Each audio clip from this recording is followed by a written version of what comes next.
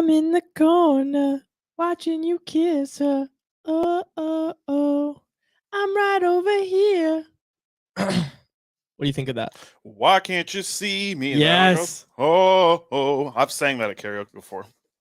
I keep dancing. All right, let's go. My own. Come on. We're on the Phillies bandwagon, is what we're trying to say.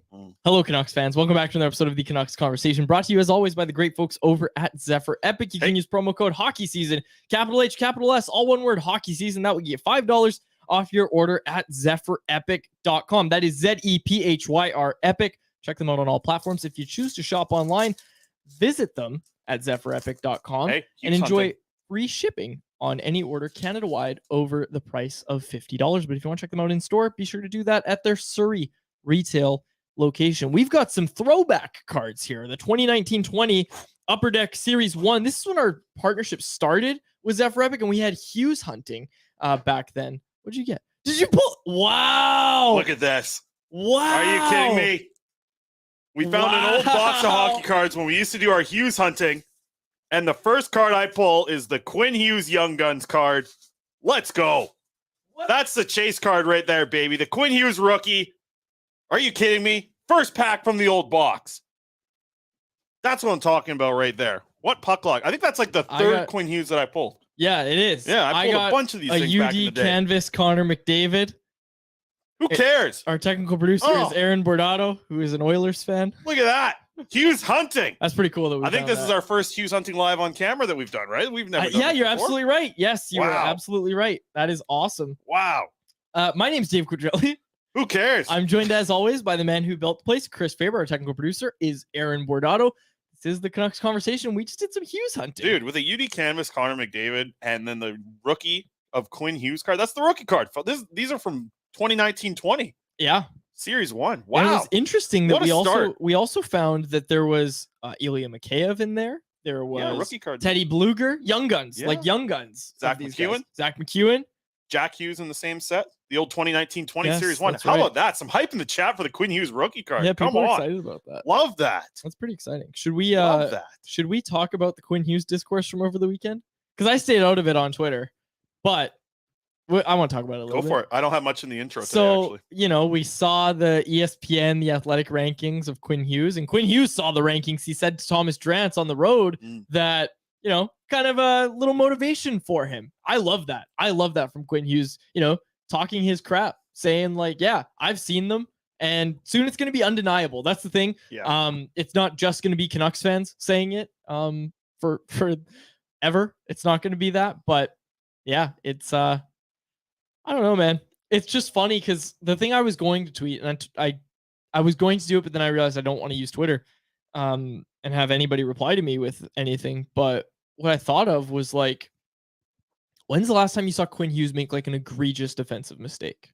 Because I think if you could find me like a clip, that's fine. But I don't think you could find more than like, I'd say 5. I don't think you could find 5 bad clips. If people actually watched Quinn Hughes play, find me a game where he was bad defensively. Yeah, find me a full game where he was not good defensively. Just find me that once. That's it. Like, I don't want to get into a pissing contest or whatever with you. No. I'm not pissing on anybody. No, I'm not pissing on anybody either anymore. No. Anymore. That's right. But I don't know. Like you said, find a bad game of Quinn Hughes defensively. I genuinely don't think you can. No. And you might be able to find isolated incidents, but then you also look at it and you look at who his defense partners have been. That's what I'm saying. And you look at him now with Philip Hronek. Grady Sass had this tweet earlier. Quinn Hughes and Philip Hronek are the only defensive pairing in the league to not surrender a goal at 5-on-5 with a minimum of 60 minutes played together. And that pairing's been really good. And I was on Rink Wide over the weekend. We're going to talk about the game quite a bit, and which is good because I have all my notes from doing the Rink Wide. So I have like so many things from the game to talk about. And we're going to spend some time because it's nothing better than a Canucks combo after a win. I saw that in the chat a little bit earlier.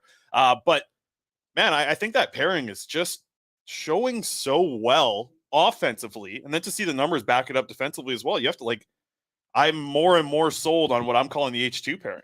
I got to Photoshop a Hummer with Quinn and Phil Hronek in the front seats driving the old in a yellow Hummer. Aaron's on thing. I hope Tyler can hear this somehow. When I said at the start of the season, I told them, by November, this will be the best pairing in the league. Only pairing that hasn't given up a goal at 5-on-5. Only one in the league.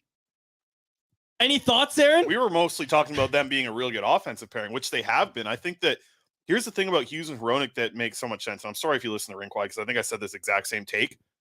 Their movement creates such good scoring chances from the rotation of like, okay, when you have the lefty on the right, or lefty on your left side, righty on the right, when they rotate, it opens up the one-timer for both guys. Oh, yeah. And then it also, you can go the option, like when Quinn Hughes has the puck on the left side, he can do that rotation to the right for the one-timer, or he can, like, he's so quick that he can beat forwards and get around on the left side as well. He has such good four-way movement that having a partner now with him who has a little bit of offensive threat behind him, and it's like Hronek hasn't really unleashed that clap bomb that we were kind of hoping to see up to this point in his time as a Vancouver Canuck, but it's there. Like, you're seeing he does have some potential to start putting up some points here. I just think they're creating so many scoring chances. It's been hell of a start for that duo, and I think that was something that was a little bit difficult for us to wrap our heads around off the top, was like playing these two together. But man, so far so good. I see Aaron's in here. I just want to say, disappointed, or what's going on? I just want to say before we get to Aaron, I was telling you at the start of the year, I said Hronek will be Quinn Hughes' most consistent partner. Also, real quick, really sounds like Tocchet is planning for Ethan Bear to be joining this team at some point. Yeah. Like the post-game press conference, I'm pretty sure he threw in there all of our guys to get healthy. The only guy who's not healthy on the roster is Guillaume Brisebois, and I don't think he's been talking to Aaron too much. No, Aaron likes Brisebois. Oh, he does. But I don't think that's who Tocchet's talking about when he says, you know, having to use Hughes and Hronek together. I believe, like, just reading between the lines, it sure sounds like Tocchet is kind of preparing to either, you know, whether it be a trade or whether it be Ethan Bear getting healthy, that something's going to give. And for now, it's Hughes and Hronek, but I don't think we're going to see it all season long based on Tocchet's answers. Aaron, your thoughts? I just wanted to say I'm very happy for you guys to do Canucks Convo after a win. I am an honorary Canucks fan. I love you guys. You're lovable losers in my eyes, but it's so hard to watch you guys have smiles on your faces and see that look on Quads' face right now. Yeah, that one I'm talking about right there, because I'm getting it on all angles. It was a rough weekend in Edmonton. Yeah. I'm happy you guys are positive, because it's really the only positivity I'm getting in my days these days. God, it's rough out there, but the Canucks look good. Quinn Hughes is a stud. Quads, you called it. He might not have 20 goals, but God, is he good. Yeah. Scored on Saturday, though, so he's keeping up pace, on his way right now, which is interesting. I picture Oilers Nation in the office over there right now. It's just like McDavid's injured, the Heritage Classics around the corner.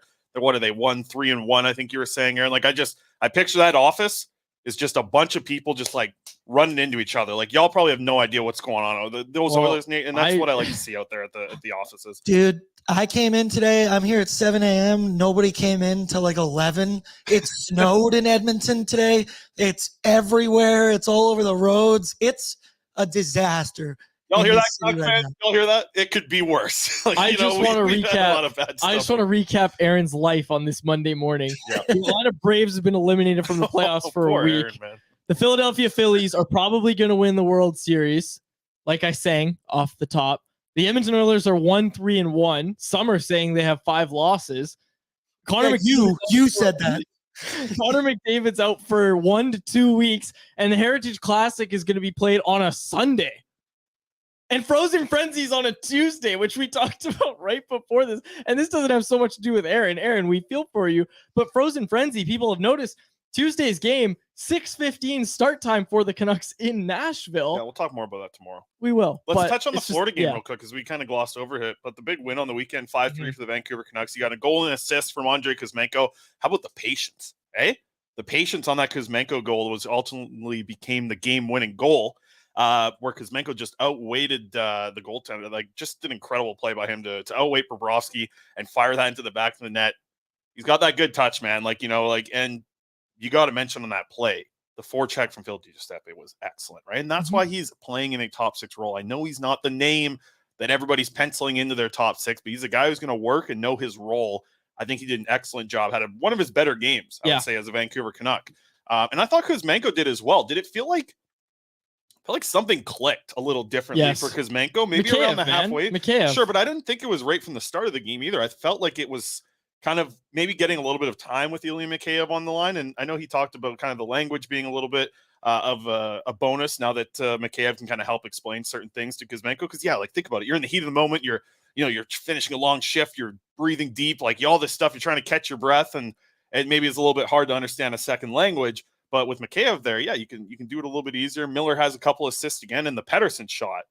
Like, maybe that's the moment that it looked like Kuzmenko, and I'm not saying he turned the corner for the whole season, but at least in that game, he makes that spinning backhand pass, tape to Elias Pettersson, who rips a wrist shot right over the glove. And that was an awesome goal too to see. I mean, it was one of those games that, and I think I saw it in the comments a little bit earlier, had to feel like one of the most complete games for the Vancouver Canucks. Oh, I think this season, right? And I know, like, that's the thing. It's hard to, like, say all that stuff because the 8-1 win against the Oilers was very good. But that one got out of hand pretty quick. I feel like this was like, these are the type of games they have to win throughout the season. Yeah, and if you told me that this team would be leaving this road trip with maybe a 3-3 or 4-3, no, 4-2, excuse me, sorry, 3-3 or 4-2 record as their total record after this road trip, you take that any day of the week. No, I agree with you, and I think that's got to be the goal now, right? Like, finish up this road trip, which is, I don't know, just seems to happen to the Vancouver Canucks every year. Here's a home game. Hit the road, Jack. Yeah. Don't you come back until the end of the month. And I think that's the way they're going right now. If they come back 4-2, you're laughing about it. By the way, Christian Wolanin from the Abbotsford Canucks is going to join us here in a couple minutes' time. Excited to chat with Christian. Don't call him Chris. I don't. Otherwise, his mom will be mad. He told us at training camp. That's right. I forgot about that. When I talked to him at training camp, you didn't want to talk to him at training camp. I don't want to rehash that story. I apologize to him for that. Do I have to tell the story now? I have to tell the story because now people think I'm an asshole. So why do you swear on the show? The kids are in the car. The kids are in the car. So at training camp, I have to click the little thing now when I post the episode. Yes, they're swearing on here because you're whatever. That's the A word. Are you kidding me? Anyways, you can't say the A and the H. You can say the A. You can't say the A and the H. Okay. Go to anyways. You didn't finish broadcasting school like I did. This is what I'm telling you. This is why the swearing classes in the final semester. The story that I want to tell is someone requested Christian Wolanin at training camp, and we were all in kind of a back area doing a scrum or whatever. And then the Canucks PR director comes out and says, "Hey, Quads, did you want to talk to Christian?" And I was like, "Nope." Christian was right behind him. Oh. So I had to explain. I was like, it's not that I don't want to talk to you. It's just that I didn't request you, which is what the question was. It was just framed as, do you want to talk to him? And the answer was no. Wow. Well, I mean, you know what I'm saying. Anyways, he forgave me. That's all that matters. He still comes on our show. Yeah, all has been forgiven. Been on a few times. Good guess. That being said, I want to talk about Casey DeSmith, and I think we will later in the goalies a little bit. But let's quickly touch on the lines. We can get this up here real quick. The lines from Sunday. Maybe we'll touch on those in a little bit. I do want to bring up the special teams actually first. Special teams wins games, right? Like, a lot of the time it can win you the game. How much did we see it lose for the Vancouver Canucks last year? This year, so they go 2 for 3 on the power play on Saturday, and they kill off both the penalties that they faced. You have that type of ratio on the special teams. You're not going to have that every night. But when you do get that, you're winning those games, man. And I think that was a big part of Saturday's win as well. You get a 5-3 game, but to keep the other team from scoring, man, it's so, like, how bad did the penalty kill let this team down? It's changed. It's gotten better. It's looked a lot more improved this season. Okay, well, let's not make Christian wait any longer. No. Let's bring him in. Christian Wolanin. Speaking of the power play, though, here we go. That's right. Christian, what first? Having to wait to start an interview, or me saying I didn't want to talk to you at training camp? I don't mind waiting. It kind of hurts to get rejected in person. Sorry, man. Just text me or something. I'm sorry. I'm just kidding. No, I was good. I was just making it a little fun. Absolutely. Christian, 4-game point streak for you. I feel like you probably had a dozen of those last year as well. How good you feeling this year with the start with you guys in the Abbotsford Canucks? I mean, honestly, it's obviously nice to put up points, and as you said, was fortunate enough last year to have a good group around me to keep putting the puck in the net. But really, at this point, it's just about correcting the other side of things. I think I've proven in the American League that I can put up points and be an offensive contributor. But it's about dialing in the other areas that have probably kept me out of the NHL, in my opinion. So more focus on those things. And as I said, it's nice to get those points and more importantly, get wins. But there's a lot of other details that I'm trying to dial in on a little bit. A lot of us that aren't in hockey aren't on the ice practicing this every day. Like, what are certain things that you could do? Like, is there things you do day to day, or does it actually take like being into a game to say, like, I'm trying to improve my defensive game, or I'm trying to improve puck movement, or whatever it is? Like, how do you improve on those type of things, or at least try to? I think for me, it's I think I said it to you last year. I think the Woolies, not defensively, whatever. I think, in my opinion, that's kind of an old. I think that's it's old news. You know, I think it's something that maybe I got early in my career when I was in Ottawa, and maybe it was a little bit fair back then. But I think over time I've proven that I want to be out there in defensively important situations, and B, I'm continuously improving on them. And as always, I like to give credit to my coaches and credit to Ags down here for being patient with me. And for me right now, it's a lot of boxing out and, in my opinion, just being a little bit harder to play against. Being a physical guy is not necessarily in my ID, but it's something that I know I can improve on because it's really just a mentality. So to answer your question, obviously in practice, I'm not going to be cross-checking my own guys and taking shots at my own guys and putting them in bad situations, but boxing out, you know, technique, little things like that. And today we actually did probably, let's say we did 6 drills in practice. 4 out of the 6 were boxing out and working on keeping guys out of our net front. And credit to, again, our coaches for realizing in the game this weekend maybe there was a couple too many opportunities behind us and shots from the point with too much in front of Artie. So we had a good team practice and really drilled in on that today. And not only good for the team, but good for me personally. A lot of the guests joining us here from the Abbotsford Canucks bring up Ags a lot, and that's Gary Agnew, the associate coach out there as well. Is he like? Why are you guys bringing him up so much? It seems is he like slipping you guys Reese's peanut butter cups at practice, or like what's it like? Everybody seems to bring this guy up when we ask him about developing out there in Abbotsford. Well, I think it's I'll give Ags his flowers. I think it's all 3 of them. You know, Olms is phenomenal with our power play. He's phenomenal with the forwards. Obviously, I'm not dealing with him as much in 5-on-5 stuff, but the power play is phenomenal. JC is, you guys know, I've said nothing but positive things about him for the last year and a half. And Ags is just, I mean, he's unreal. You know, I asked him the other day, he's been getting paid to coach since 1988, right? So not only is that incredible, but it's a testament to how he's adapted, because you don't coach since 1988 and not adapt.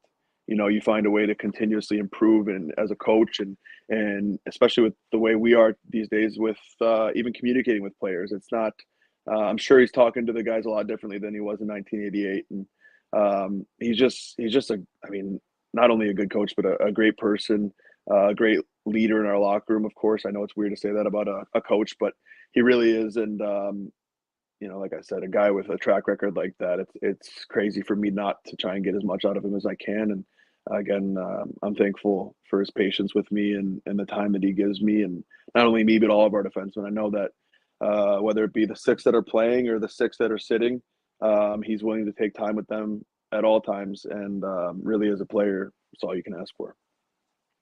It feels like almost regardless of position, regardless of age, anybody we talk to that gets sent down, they kind of feel like they have a plan that's been kind of communicated to them from the coaching staff, management. Like, what was the message to you when you were sent down? Like, do you feel like you have something that you're like, okay, if I do this or I do these other things, I'll be able to get to the NHL level?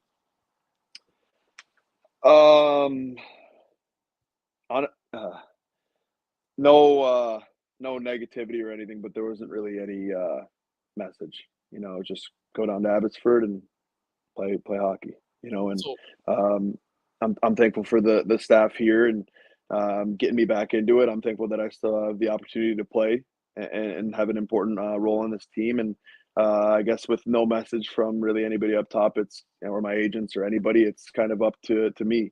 To be a good leader. And, you know, if it's somebody else that they want to call up, then I'll be a good teammate to him and encourage him. And, you know, there's a couple young defensemen, a lot younger than last year's core in terms of experience. And, you know, if I'm going to be the American League kind of veteran and leader, then that's what I'll do. And I'll do that to the best of my ability. And as for, you know, kind of what they're looking for me to get back to the next level, there hasn't been a whole lot of communication.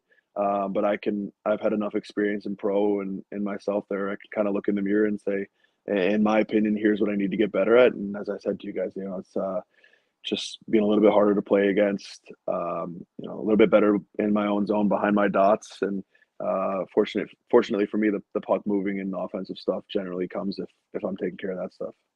So do you almost take it as a compliment then, that it's like management must feel that this is a guy who just knows what he needs to work on and knows what he needs to go do? Like, you just laid it out for us pretty clearly.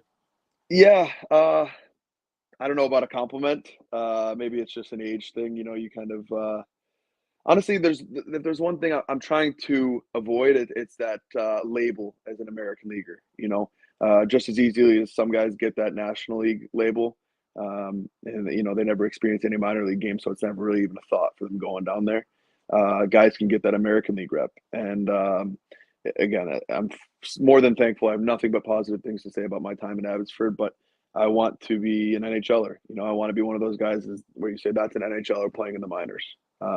And again, no negativity. I'm more than thankful for all the opportunities I've gotten here in Abbotsford, but the end goal is always to be up in Vancouver, and not only up in Vancouver, but playing kind of the same level that I play in Abbotsford at that level.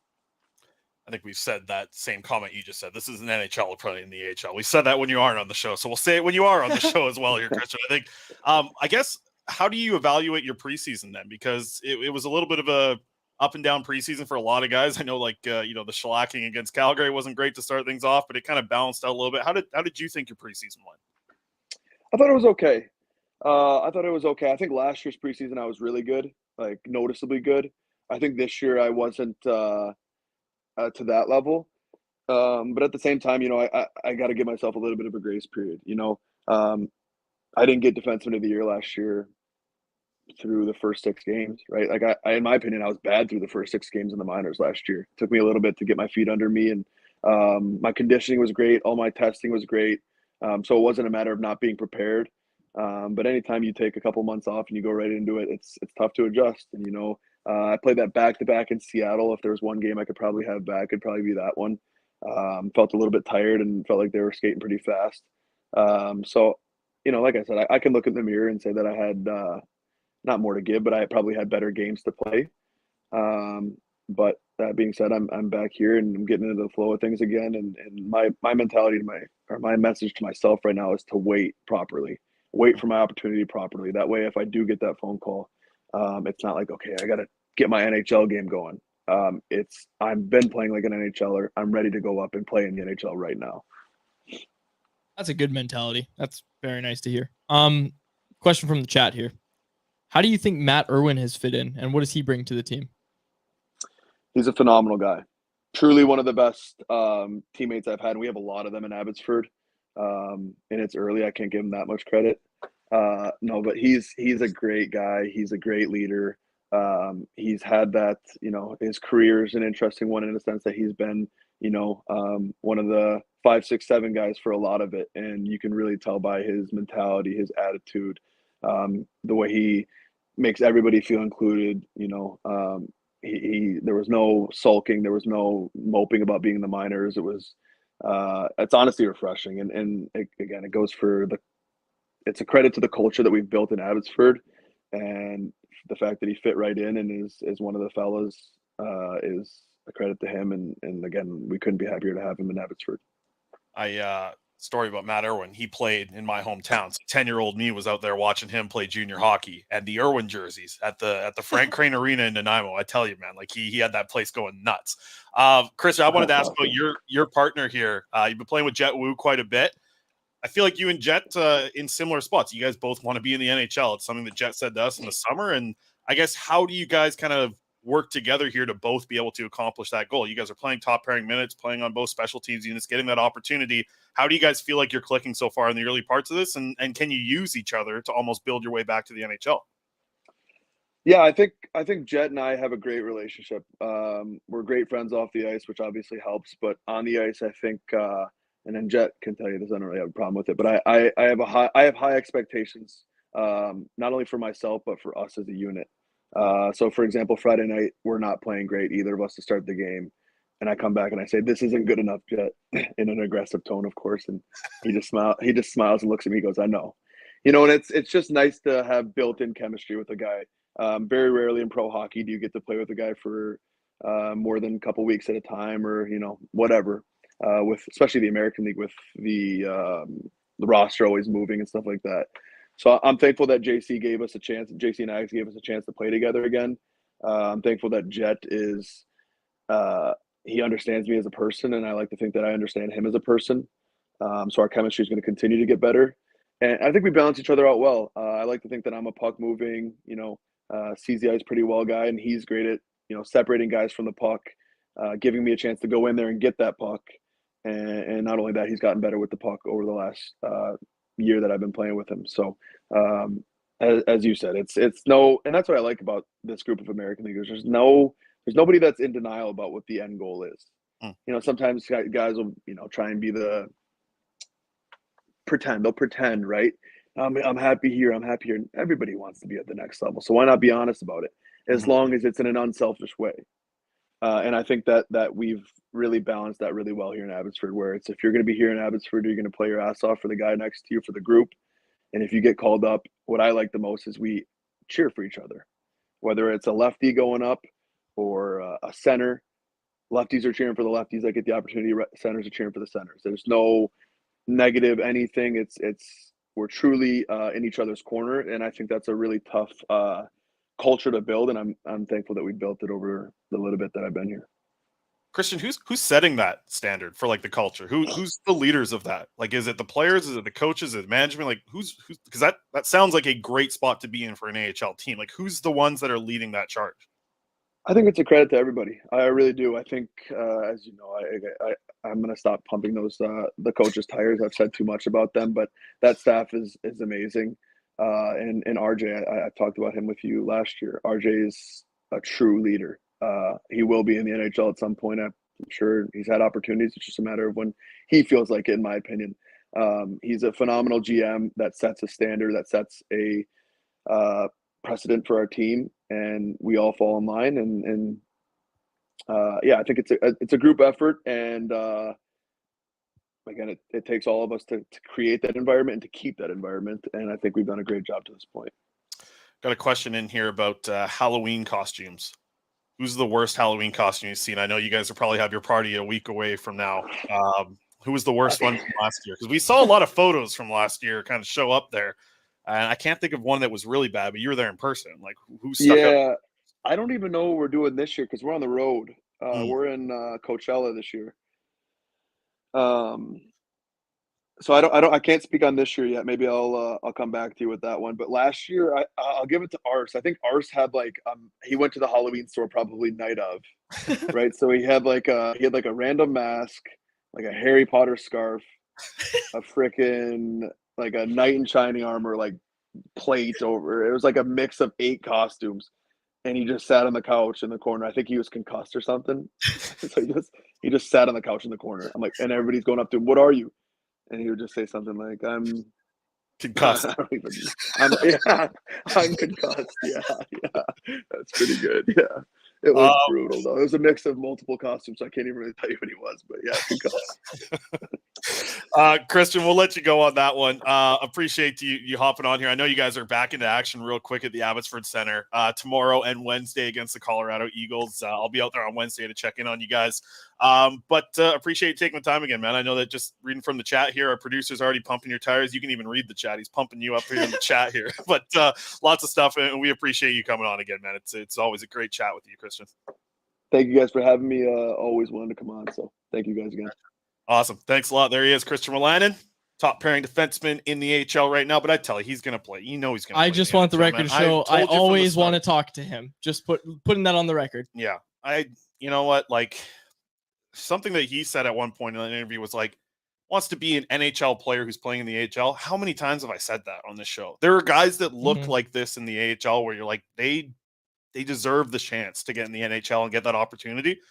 I've been saying that Arshdeep Bains is trending that direction, right? Like, I think Bains really is trending that direction. He's starting to look like he's better than a lot of the players in that league, whether it's your passing, your playmaking, your movement. If you can get all those 3 things together, and you can tie in a few different skills at the AHL level and be better than everyone at that, that's the difference between a player like Arshdeep Bains going to the NHL or Christian Wolanin going to the NHL instead of Reed Boucher, he should shoot better than everyone in that league when Reed Boucher was down in Utica, right? Like, he was a better shooter than anyone in that league. Didn't have any other tools. It's about having multiple tools, and Wolanin has it, man. Like, he can move the puck, he can shoot the puck. the thing that he's got to kind of get to the next level is that defending, and you can hear him. It's something that he's trying to work on right now to get to that next level. He said it. Like, this is a guy who wants to be in the NHL really bad, and I think he's going to get there. I just think he has enough skills already. He's going to be a guy who comes up to the NHL soon. Yeah. And what an interview too. Like, I didn't want to put him on the spot, but I was going to be like, Christian, our YouTube live chat says the Canucks should waive Myers and call you up. And let's talk about that for a sec, because I want to. Okay. Like, Ian Cole can play the right side. Are we convinced? Like, I'm convinced that Christian Wolanin could be in the Canucks top 4 and do a better job than some of the players who are there right now. I think Wolanin's done enough to at least earn a chance to do it. Did he show the game in Seattle, the preseason game in Seattle? They had a couple of giveaways in the first 5 minutes. That didn't look great, and they were like those big giveaways that at the end of the game you think of. So I think it left a mark kind of in your mind. My point is that they have a guy in the top 4 right now doing that exactly what you just said, but he didn't just do it in the preseason. Sure. I think it's a little difficult because of like the way the NHL rosters are to really make all these moves. Like, I get what you're saying. You're right. Right? Like, unless you're, Noah Juulsen's still there on that roster. You got Guillaume Brisebois still on the roster. So it's pretty difficult to make those type of moves. But like, the chat's going off right now, right? Like, Susie could play the right, says Jimmy Grimmy, Kurt Richardson, or Bryce. They say Wolanin in there too. Like, I just think you have to have a level of... It's certainly an option. Like, it is an option. And like, I'm confident this guy can play in the NHL, that Christian Wolanin can play in the NHL. I think he could do it on a lot of NHL teams right now.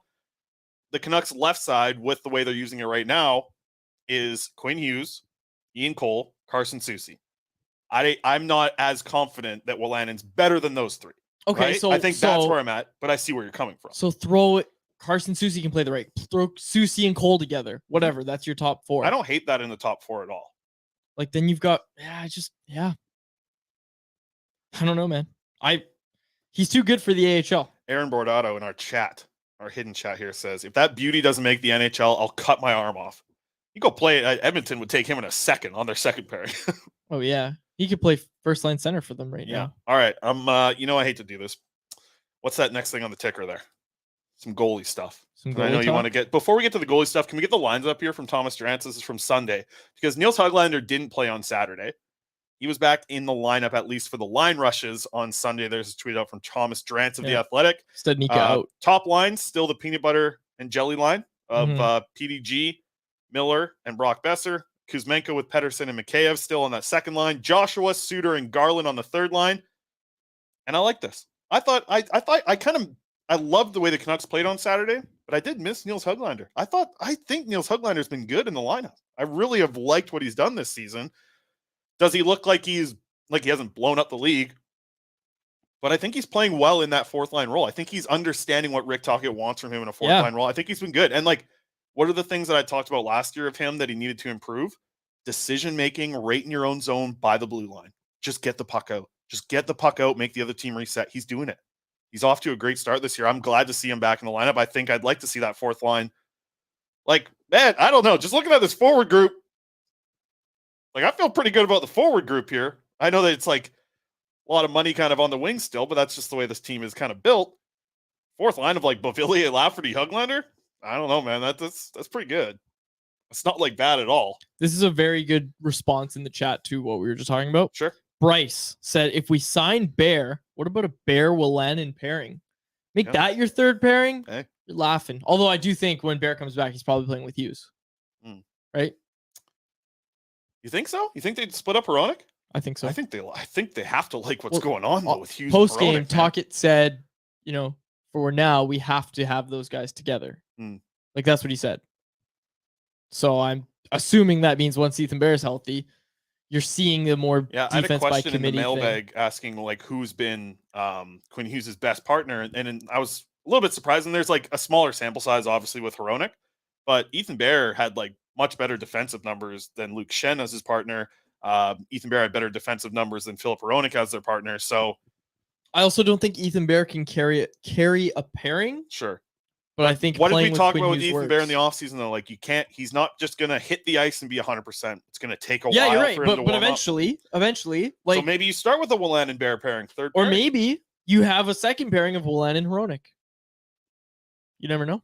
I I think Wolanin can move the puck in like with the level of like what you expect from an NHL defenseman. I have no doubt Wolanin can move the puck like that.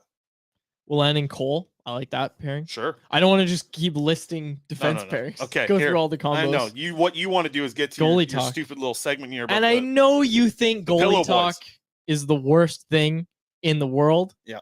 But I can name you two things that are worse. If you're late to the chat, by the way, as I cut into your segment, because I see a lot more people join. You know how we open a pack every episode. To start, we open up an old box that we found and inside of another box. What's going on, freaking Aaron? How is that Aaron's fault? Well, he's got Aaron's. Turn the sun down, Aaron. Quinn Hughes rookie card today on the show in our poll in our pack that we opened up. What's going on here? I think you're trying to show something that has green on it with a green screen behind you. That's what you got to do. I think. No. How would that work? Think about what There you're it is. saying. It didn't work. It's not working. No, but you can see the card better here. Quinn Hughes rookie card today, baby. Okay. That was our pack today. Quinn Hughes rookie card. Unbelievable start to the show. You know what's worse than your green screen not working? Goalie talk. That's why we're gonna go straight to Betway. No, just kidding. You can do your goalie stuff here. Whatever. There's nothing worse than your fantasy team or your burger being ice cold ever. That's why Wendy's is offering fresh prizes all season long with Wendy's Daily Face-Off Survivor Fantasy. The game lives weekly on dailyfaceoff.com with weekly prizes and a season-long prize of $5,000 up for grab.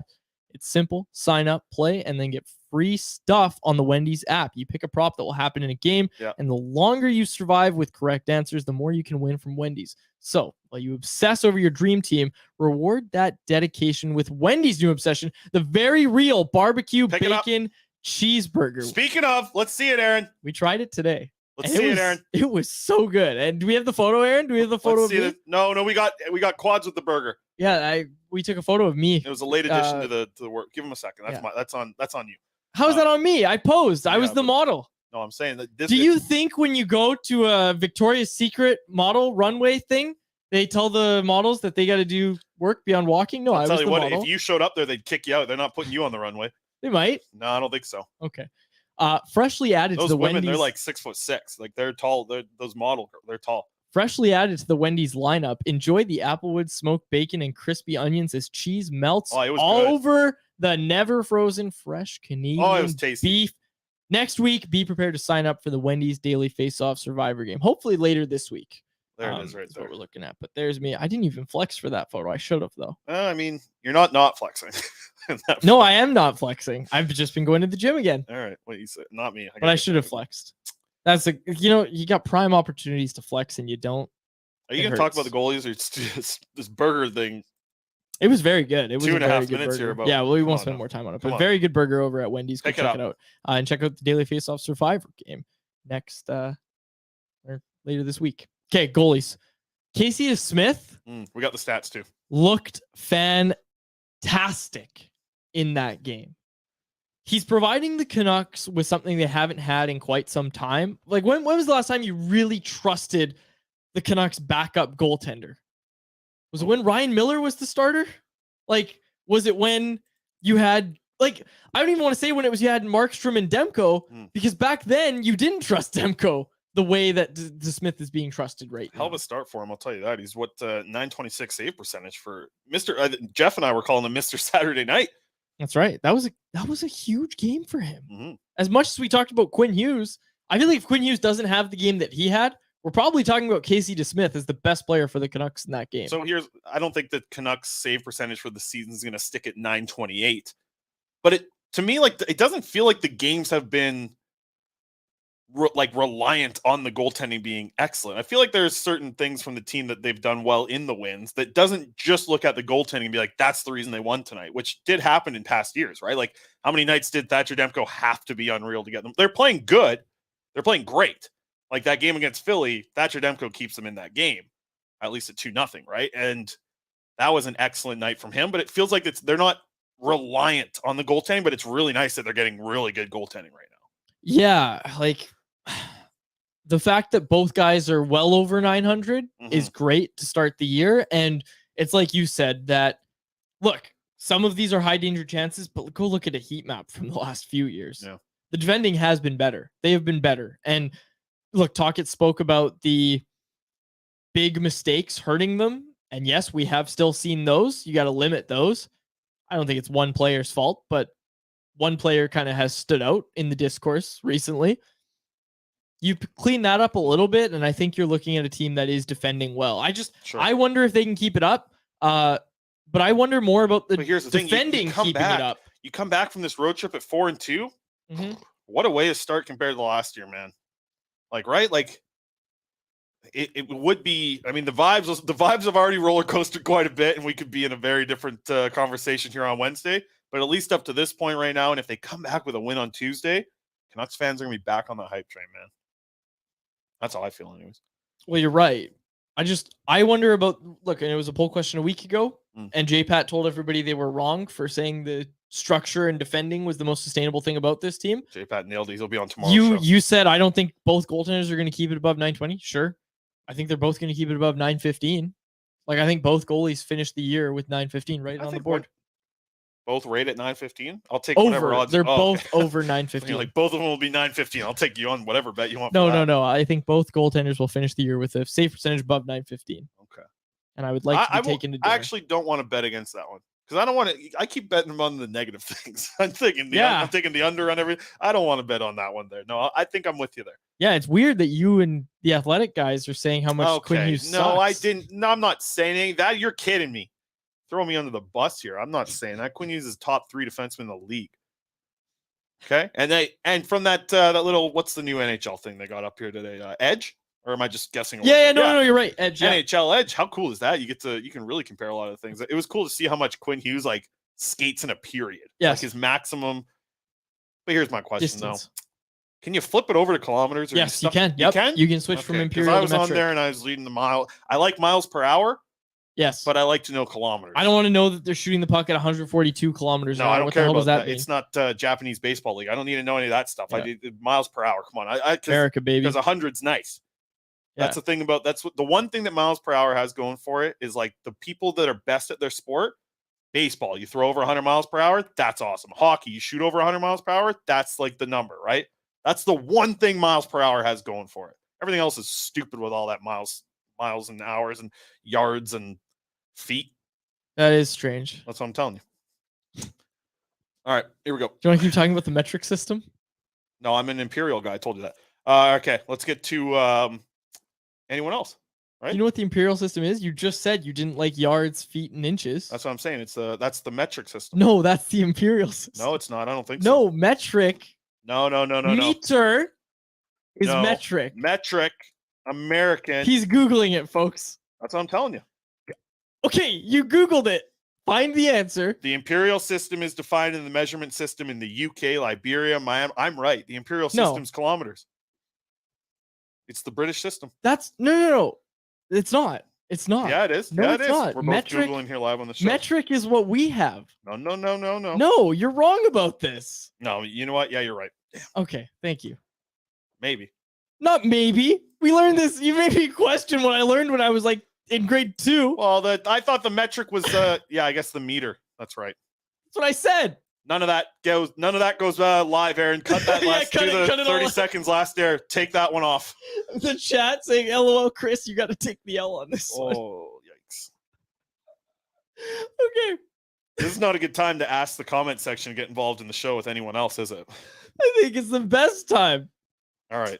Let's get the graphic up. Anyone else? Tell people about the segment, the great folks at DoorDash here, and keep this one under 4 minutes while you're talking about it's burgers. Time for anyone else presented by DoorDash. It's our listeners' chance to get involved and hit us up in the YouTube live chat. And it's also our listeners' chance to get 25% off and 0 delivery fees on their first order of $15 or more. That's right. For a limited time, our listeners can get 25% off and 0 delivery fees on their first order of $15 or more when you download the DoorDash app and enter code NATION25, all capital letters. Questions, comments, whatever you got, get it into the chat right now. We'll discuss it. And that's code, nothing about meters and kilometers. Oh, lots about meters and kilometers. That's code NATION25 for 25% off your first order with DoorDash. Offer is valid in Canada, subject to change. Terms apply.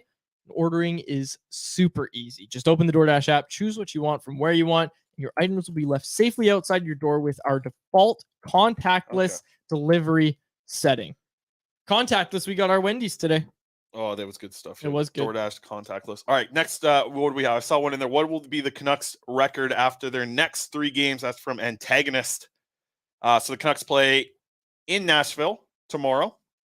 They come back on Friday and Saturday, back-to-backs against the Blues and Rangers. 2-1. They're going to win in Nashville. Yeah. Like, I think they're going to win for sure. I think they'll win in Nashville. I think they're going to win in Nashville. They played a very good game on Saturday, extra day off. I feel good about that. You're going to get Demko back, right? They're either going 2-1 or 3-0. The vibes are so good. Like, I would go 2-0-1. 2-0-1. Yeah, I think they're going to lose in overtime on one of the Friday, Saturday games. But I tell you, like, if they get a good game from DeSmith and Demko keeps playing well, because you're going to get 2 games from Demko. Right.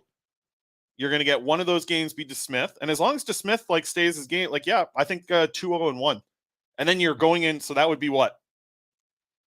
You'd be 7 games into the season with like a 6.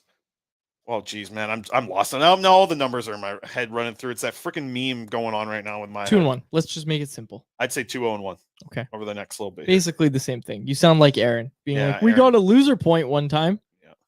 Anyways, sorry, Aaron. All right, what else we got in the chat? Got a good chat here. Good chat going. Corey Anderson asked, what's the better show, The Office or Brooklyn Nine-Nine? I just rewatched Brooklyn Nine-Nine. Great show. Here's what I'll say.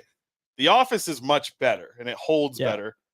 But Brooklyn Nine-Nine, I still think it's at the level where it might be a little underrated. I don't think everybody's seen Brooklyn Nine-Nine like everybody's seen The Office. But I'd say The Office holds better, and you saw it at the wedding. Well, you were part of it at the wedding. We did the wedding entrance from The Office. And I did so good. Yeah. Do we have a video of that yet? We have a video coming next week, actually. The guys that we hired, they promised it in 2 weeks. Make sure. It was 2 weeks yesterday. I don't see it. Where's the video? Do you get a refund? Complete refund? No. Nothing That's like ridiculous. A Burt Cam has been requested, so you pull up the next question. Let's go from Kyle.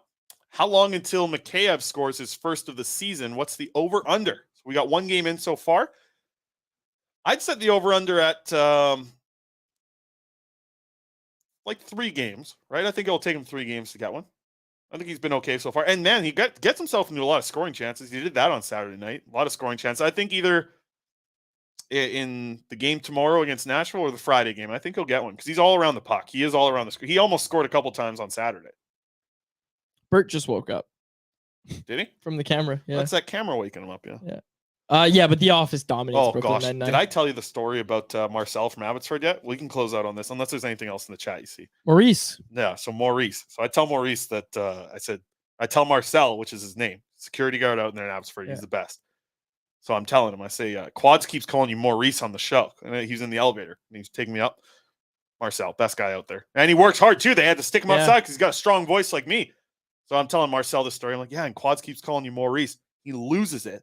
Laughs so hard that, when you laugh and you swing your head back, he swings his head back in the elevator. Bam! Right into the wall. No, I heard Maurice. Yeah, so now you're not just selling his name wrong. He's getting hurt because of you because he laughs so he's hard. Okay, though. Yeah, Marcel's okay. good. He's a tough guy. He's got a deep voice. Now he's got to come back. He's probably listening right now. Good. You got to stop calling him Maurice. His name's Marcel. Apparently he I call likes him it. Mars. He thought it was hilarious. Yeah. Yeah, it was great to see all this. That's why I thought his name was Maurice, because you're walking around here calling him Mars. Mars, my guy, yeah. Morse.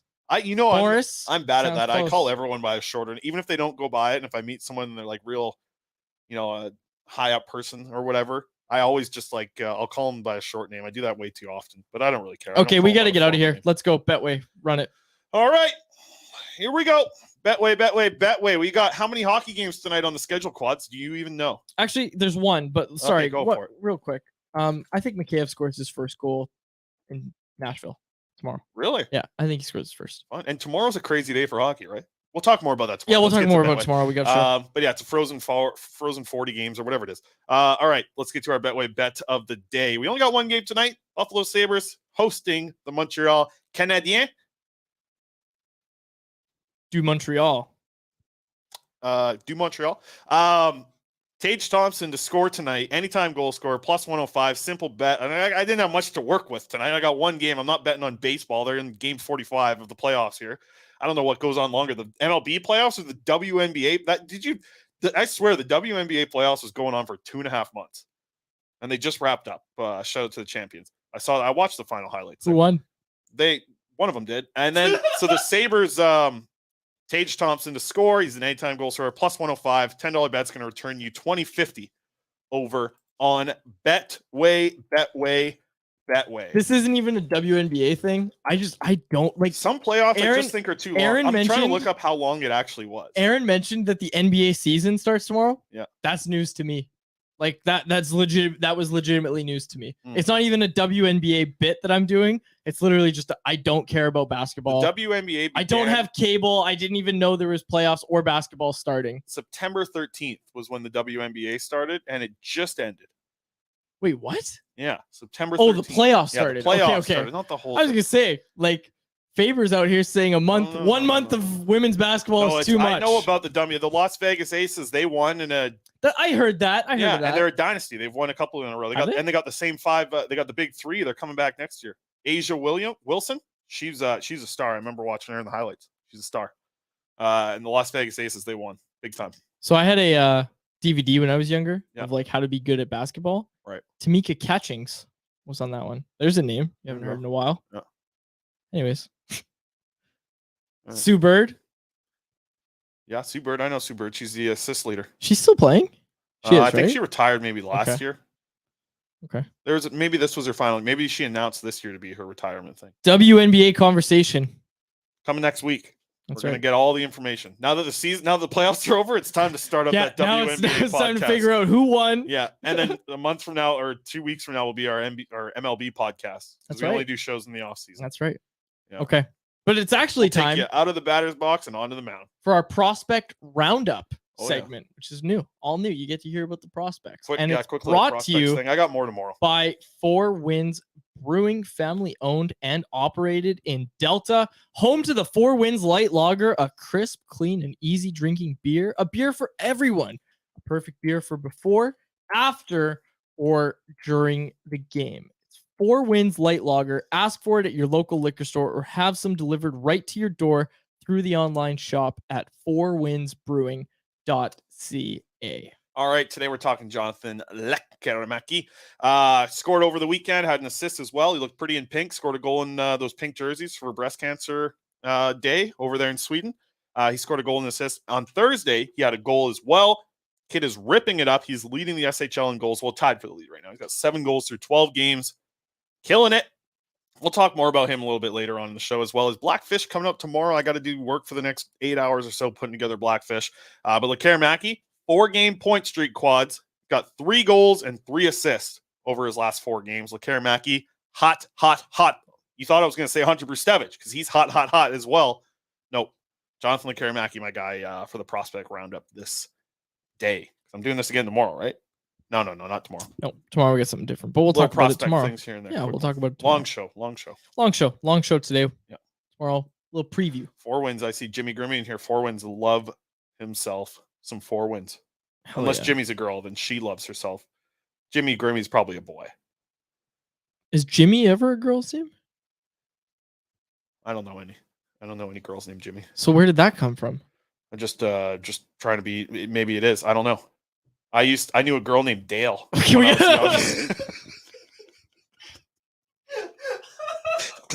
drove the bus of the old folks. They put them on those little buses. Her name was Dale.